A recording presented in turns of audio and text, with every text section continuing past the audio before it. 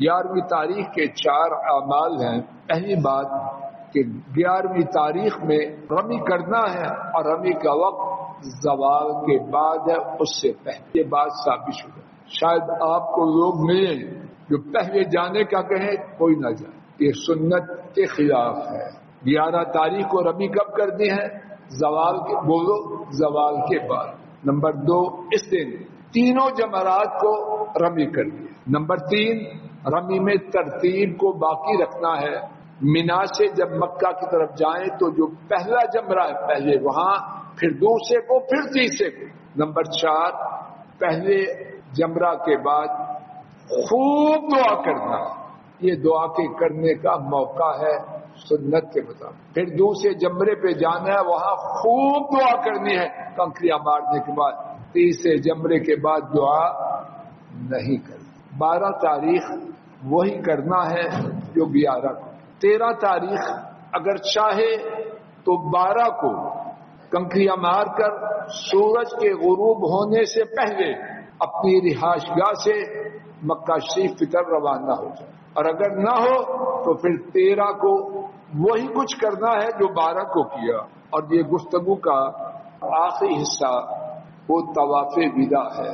جب مکہ شریف سے اپنے وطن واپسی کا حکم ہو، اور وہ لوگ جو وطن سے دور مکہ مکرمہ کے علاوہ دیگر جگہوں میں رہتے ہیں، جیسے ریاض میں رہنے والے، خبر میں، دبئی میں، جہاں بھی جانا ہے اپنی رہائش گاہ پر، تو اس سے پہلے کیا کرنا ہے؟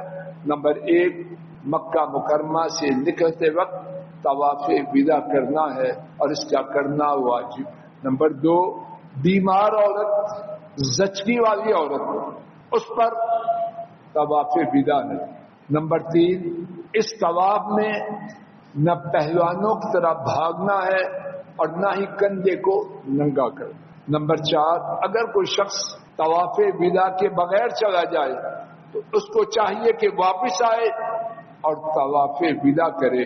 اس طرح حج کے حوالے سے اختصار سے اللہ کے فضل و کرم سے عرض کی گئی. حج کے سلسلے میں ایک نہایت ہی ضروری بات خواتین کے حوالے سے وہ بھی سماعت فرما لیجیے.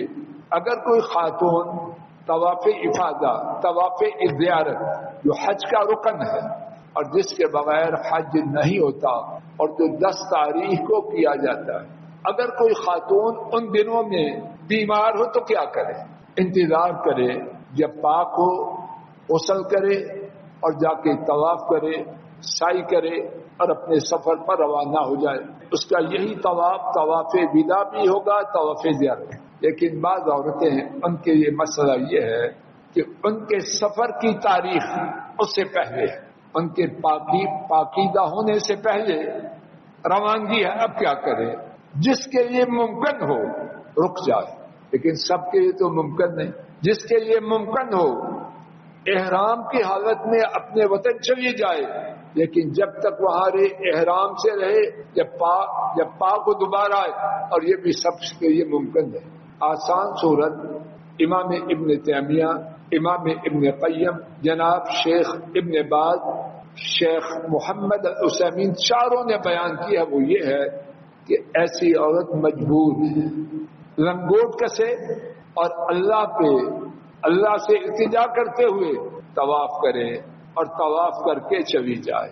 اب اس نے جو طواف کیا وہ مجبوری کی وجہ سے، رکنا اس کے بس میں نہیں، واپس آنا اس کی استطاعت نہیں. حج کیا ہوا سارا ستیاناش کرے اس کی طاقت، یہ ایسا حوصلہ کہاں ہے؟ تو ان چاروں ائمہ اور علماء نے لکھا کہ اس کے لیے بوجہ ضرورت لنگوٹ کسے، بیت اللہ میں جائے، طواف کرے، طواف افاضہ اور سعی کرے اور چلی جائے. انشاءاللہ الرحمن اس کا حج مکمل ہو گیا.